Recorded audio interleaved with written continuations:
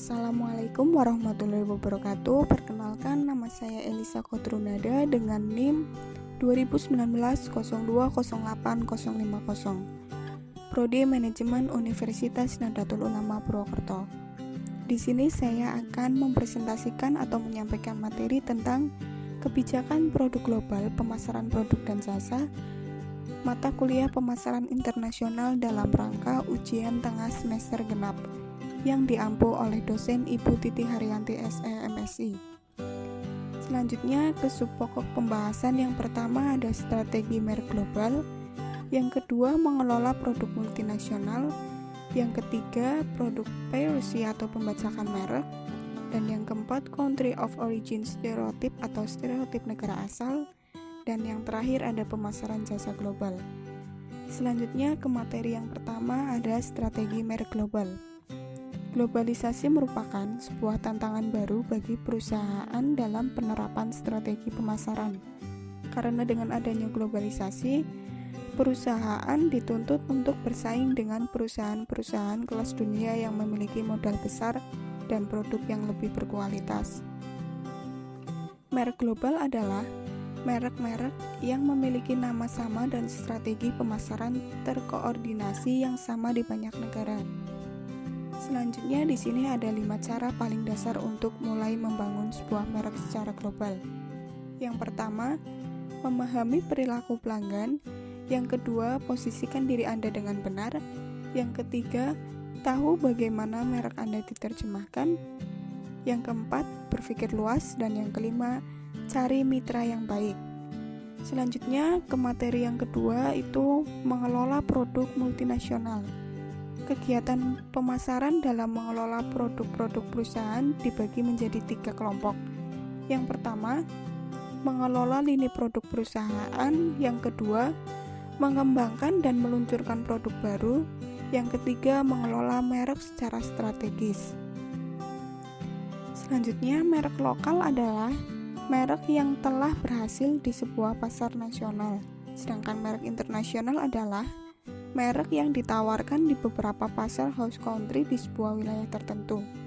Dan merek global adalah merek yang menggunakan nama merek yang sama, sebuah positioning dan citra yang serupa di seluruh dunia. Selanjutnya di sini ada produk piracy atau pembajakan merek. Menurut penulis Robert Tonis, istilah pembajakan merek adalah penggunaan yang tidak sah atas nama merek, label, desain, atau deskripsi perdagangan yang dilindungi. Annika Christine menyatakan pembajakan merek dagang sebagai rencana yang direncanakan sebelumnya atas merek dagang terdaftar, nama dagangannya atau kemasan dan penyajian produknya. Contohnya dengan peniruan dan pemalsuan produk bermerek seperti jam tangan Rolex palsu dapat dibeli dengan harga sepersekian dari harga aslinya di banyak tempat di dunia. Selanjutnya ke materi country of origin stereotip atau stereotip negara asal. Suatu merek yang dikenal dengan label Made in adalah salah satu elemen yang dapat mempengaruhi minat pembelian suatu produk. Stereotip negara asal sering dikaitkan dengan asosiasi merek kedua setelah merek dagang perusahaan. Sedangkan untuk produk komoditi yang tidak menggunakan merek, maka ini merupakan asosiasi utama dalam menilai suatu produk. Keyakinan stereotip yang diasosiasikan dengan negara asal telah menyebabkan beberapa orang menerapkan prinsip kategorisasi terhadap pemrosesan informasi negara asal. Misalnya, Paris dengan fashion, Korea dengan kosmetik, Tiongkok dengan berbagai produk murah. Selanjutnya ke materi yang terakhir, pemasaran jasa global. Pemasaran internasional didefinisikan sebagai kinerja bisnis termasuk keputusan-keputusan penentuan harga, promosi, dan distribusi produk atau barang dan jasa kepada pelanggan atau konsumen di lebih dari satu negara untuk mendapatkan keuntungan.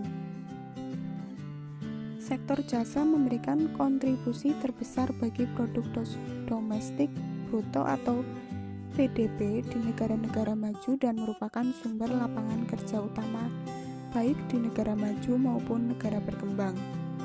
Selanjutnya, faktor-faktor yang dapat berkontribusi pada pertumbuhan pesatnya pertumbuhan jasa internasional.